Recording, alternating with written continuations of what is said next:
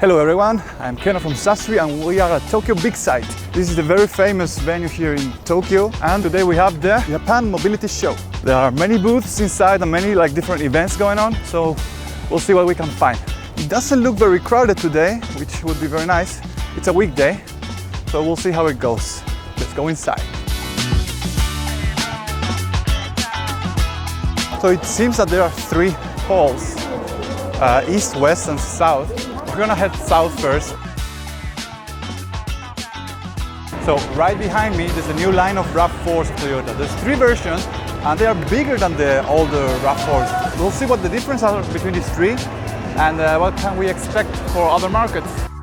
The RAV4 Core is the everyday all-rounder, clean new design and efficient hybrid or plug-in hybrid powertrains. If you want comfort, practicality and reliability for commuting or family use, the Core suits almost any lifestyle. Then comes the RAV4 Adventure. It is built for the outdoors. It comes with tougher styling, extra body protection and enhanced all-wheel drive performance. If you're into camping, mountain roads, winter driving or weekend trips, the Adventure is the great for you. And finally the RAV4 GR Sport. Tuned with Gazoo racing DNA, wider stands, sport suspension, GR-specific wheels, and a sharper plug-in hybrid setup. While GR Sport's version of the RAV4 already exists in Europe and Japan, this is the first time the GR Sport nameplate will be available in the US and in Australia. As you can see, this whole floor has been taken by Toyota. And yes, there is a loom here, a very old loom. This is here for a reason, because Toyota started as Toyota Loom Works, not Toyota Motors. And this is a way of reminding the tradition of Toyota. There was a very, very huge announcement in this mobility show. So this is where I want to bring you guys. And all of these people, all of them, all of us, are coming for the same reason.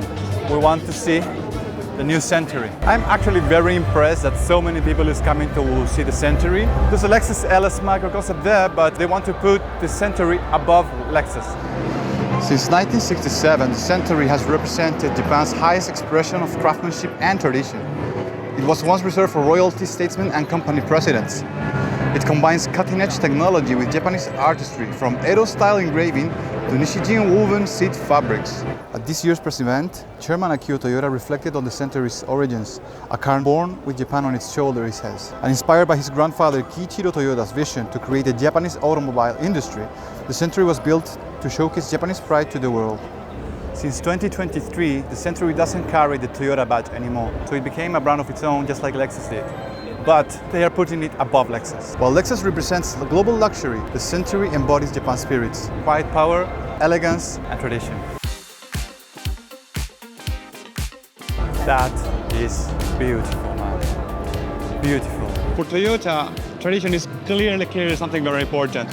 They had the loom outside and now they have the first Century car here. This is a way of them saying, look, we embrace tradition. This was a dream 100 years ago to create the Japanese automobile industry. Now the Century continues this legacy and will take Toyota to the next step. And the Phoenix emblem is a symbol of rebirth and to keep tradition going. I understand why so many people came to the Century. It's because there's a story here. Right after the Century, they have a Lexus stand. All these Lexus stands is about Lexus new concepts. They have a catamaran concept, they have a bike concept, they have a house concept. They look really interesting, so let's have a look. This is the Lexus catamaran concept. Autonomous, solar-powered, and designed around privacy, calm, and space. No crew, no complexity, just get on and go. This isn't a production boat. It's Lexus testing how their idea of luxury works beyond cars. This is the Lexus bike concept. This is so futuristic. It's literally sci-fi. Now that I look it from the front, I don't think it's a bike. I think it's a luxury seat to carry you around. Very likely self-driven. That's Lexus saying, we picture the future like this. This is the Lexus LS Coupe concept, a luxury crossover that blends LS-level comfort with a more expressive, sport-focused form. It features rear-hinged coach doors, a panoramic glass roof, and sharp Lexus design cues carried over from recent concepts. Inside, the layout is driver-focused, with asymmetrical seating, large digital displays, and a lounge-like second row. Aerodynamic details, camera mirrors, and large wheels reinforce its dynamic presence, pointing towards Lexus' future flagship in a more SUV-oriented market. Now this is the Lexus LS concept, a radical reinterpretation of what the LS name could represent in the future. It has a 6-wheel layout to expand interior space, allowing a 3-row, lounge-style cabin focused on comfort and calm. Sliding doors open to captain chairs and handcrafted bamboo blinds that shape light and privacy throughout the cabin. The front area is designed to feel less like a cockpit and more like a part of the living space. In this case, LS no longer refers to a sedan, it stands for luxury space, showing how Lexus is exploring new forms of premium mobility beyond traditional categories. I don't know if I've been watching too much sci-fi stuff lately, but those concepts by Lexus looks like the future to me, man. They are so cool, so cool. There's 2 more I'm gonna show you. Lexus LS Sport concept, a more aggressive, performance-leaning interpretation of the LS idea. The design is lower, wider, and more sculpted, with sharper body lines and a stronger road-focused stance. Inside, the focus shifts back to the driver, blending advanced digital interfaces with a more purposeful layout. The LS Sport concept shows the other side of Lexus thinking, not just luxury as a space, but luxury with intent and control. And last but not least, Lexus concept, take us to the sky.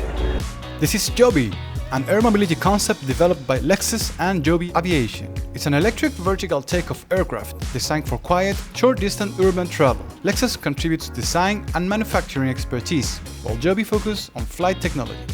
Together, it shows how Lexus is thinking about mobility beyond cars. Joby, meet Joby. Hey Joby.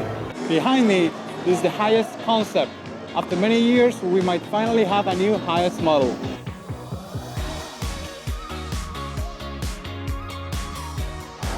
By the way, the highest is one of the most exported models from Japan to Australia, New Zealand, and other countries. So, if you're interested in a highest, give us a call. This is the Land Cruiser FJ, new model 2026 from Toyota. It's a little bit shorter than the 200 series. It's gonna be cheaper, actually more affordable. Toyota wants to cover a bigger audience with this new FJ. The bad news is that it's not going to Europe or America, and I don't think it's going to Australia and New Zealand either. It's not confirmed by Toyota, but even though this model is not going brand new to these places, after it's sold here in Japan, you can import a used one from us.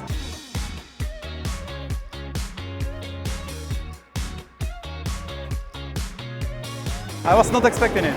The Corolla concept. You know, the Corolla is discontinued in Japan, and in this Japan Mobility Show, they unveiled a new concept. The new Corolla is set to embrace a lot of brand new technologies that the previous models were lacking. So it's gonna be a game changer for many markets, because Corolla has always been like a reliable and affordable car, but now it's gonna be reliable, affordable, and up to date with the new technologies.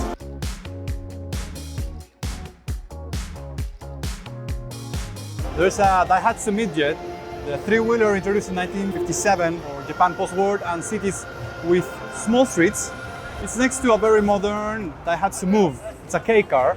The fact that the midjet and the Move are parked next to each other is Daihatsu telling us, look, we built this very convenient, tiny, practical midjet in 1957, and we're still in the game now with a more modern K car, still practical, still small, affordable. That's kind of interesting. So I was working now in the Daihatsu booth, and I saw something that reminded me, hey, is that the Daihatsu Copen? And I came close to see, well, it's not the Copen, but it's called K-Open. It's a rebuild of the Copen. Looks really cool. This was like the most impressive and interesting things I find in this hall, and there's this concept of innovation screaming in this hall, really. How they're bringing old models, improving new technologies. There is also this Kayoi Bako concept, which I saw in both Toyota and Daihatsu. So I think it's going to be some sort of benchmark for smart use of the spaces. I've spent almost all day here. Toyota is taking the spotlight. That said, now I'm going to move to another hall to see what else we can find.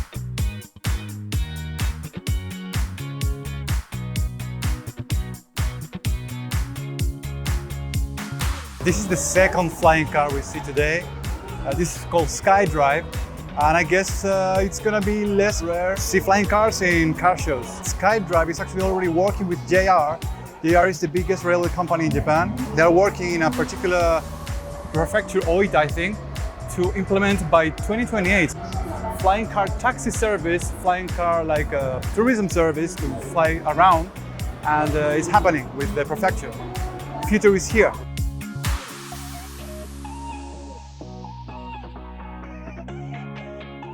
This little hall here, it's built like kind of a futuristic city.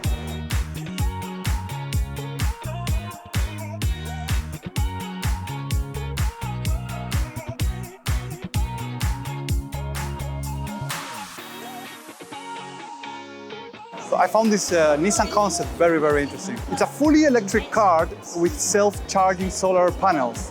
So on the roof of the car, there's a solar panel working all the time, even when you're driving.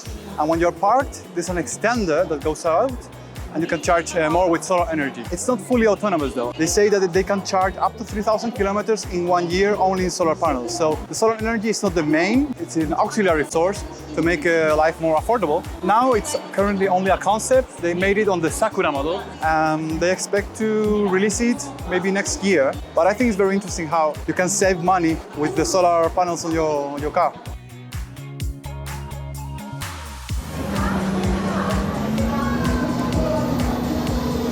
This is the Nissan mobility stand.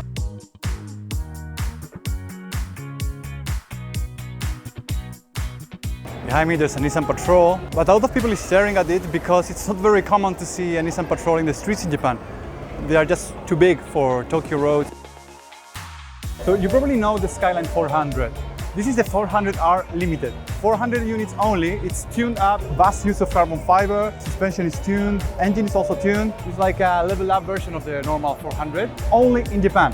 Now, if you're outside of Japan and you want one of these 400 Limited, you can still contact us and we can get one for you. The retail price is gonna be 6.9 million yen.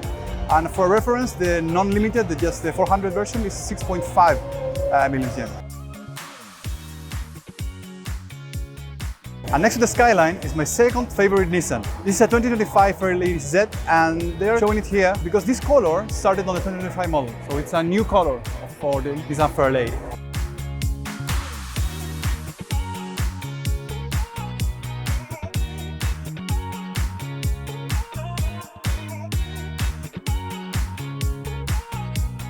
We found an X-Trail. X-Trail is so popular in Australia. We export so many units there.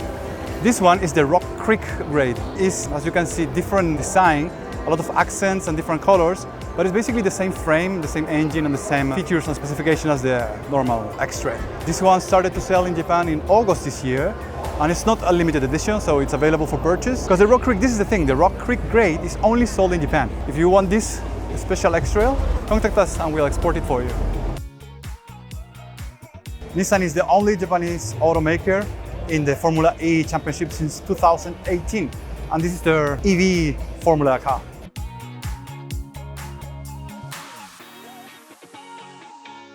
This is the Delica Mini, the K car, and next to it we have the Delica D5. This one is not a K car. This one is a proper SUV or even van.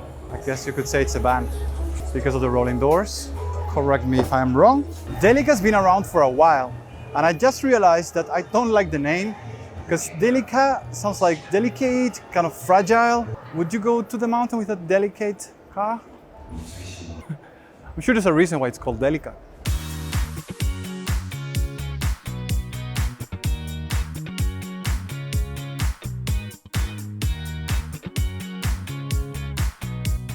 Elevance concept.